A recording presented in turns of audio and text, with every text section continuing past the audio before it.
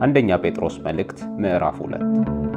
እንግዲህ ክፋትን ሁሉ ተንኮልንም ሁሉ ግብዝነትንም ቅንዓትንም ሐሜትንም ሁሉ አስወግዳችሁ ጌታ ቸር መሆኑን ቀምሳችሁ እንደሆነ ለመዳን በእርሱ እንድታድጉ አሁን እንደተወለዱ ሕፃናት ተንኮል የሌለበትን የቃልን ወተት ተመኙ።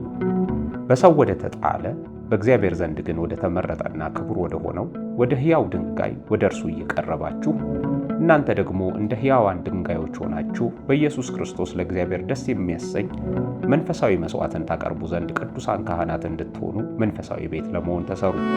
በመጽሐፍ እነሆ የተመረጠና የከበረ የማዕዘን ራስ ድንጋይ በጽዮን አኖራለሁ፣ በእርሱም የሚያምን አያፍርም ተብሎ ተጽፏልና። እንግዲህ ክብሩ ለእናንተ ለምታምኑት ነው። ለማያምኑ ግን አናጢዎች የጣሉት ድንጋይ እርሱ የማዕዘን ራስ የእንቅፋትም ድንጋይ የማሰናከያም ዓለት ሆነ። የማያምኑ ስለሆኑ በቃሉ ይሰናከሉበታልና እዚህ ደግሞ የተመደቡ ናቸው።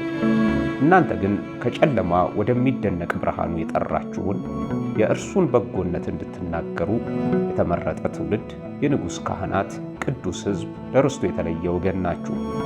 እናንተ ቀድሞ ወገን አልነበራችሁም፣ አሁን ግን የእግዚአብሔር ወገን ናችሁ። እናንተ ምሕረት ያገኛችሁ አልነበራችሁም፣ አሁን ግን ምሕረትን አግኝታችኋል። ወዳጆች ሆይ ነፍስን ከሚዋጋ ሥጋዊ ምኞት ትርቁ ዘንድ እንግዶችና መጻተኞች እንደመሆናችሁ ለምናችኋለሁ። ስለሚመለከቱት ስለ መልካም ሥራችሁ ክፉ እንደምታደርጉ በዚያ እናንተን በሚያሙበት ነገር በሚጎበኝበት ቀን እግዚአብሔርን ያከብሩት ዘንድ በአሕዛብ መካከል ኑሯችሁ መልካም ይሁን። ስለ ጌታ ብላችሁ ለሰው ሥርዓት ሁሉ ተገዙ። ለንጉሥም ቢሆን ከሁሉ በላይ ነውና፣ ለመኳንንትም ቢሆን ክፉ የሚያደርጉትን ለመቅጣት በጎ የሚያደርጉትንም ለማመስገን ከእርሱ ተልከዋልና ተገዙ። በጎ እያደረጋችሁ የማያውቁትን ምኞት ዝም ታሰኙ ዘንድ እንግዲህ የእግዚአብሔር ፈቃድ ነውና። አርነት ወጥታችሁ እንደ እግዚአብሔር ባሪያዎች ሁኑ እንጂ የአርነት ለክፋት መሸፈኛ እንዲሆን አታድርጉ። ሁሉን አክብሩ፣ ወንድሞችን ውደዱ፣ እግዚአብሔርን ፍሩ፣ ንጉሥን አክብሩ። ሎሌዎች ሆይ ለበጎዎችና ለገሮች ጌቶቻችሁ ብቻ ሳይሆን ለጠማሞችም ደግሞ በፍርሃት ሁሉ ተገዙ። በግፍ መከራን የሚቀበል ሰው እግዚአብሔርን እያሰበ ሐዘንን ቢታገስ ምስጋና ይገባዋልና።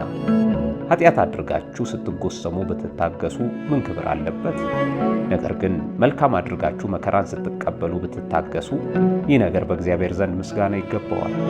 የተጠራችሁለት ለዚህ ነውና። ክርስቶስ ደግሞ ፍለጋውን እንድትከተሉ ምሳሌ ትቶላችሁ ስለ እናንተ መከራ ተቀብሏልና።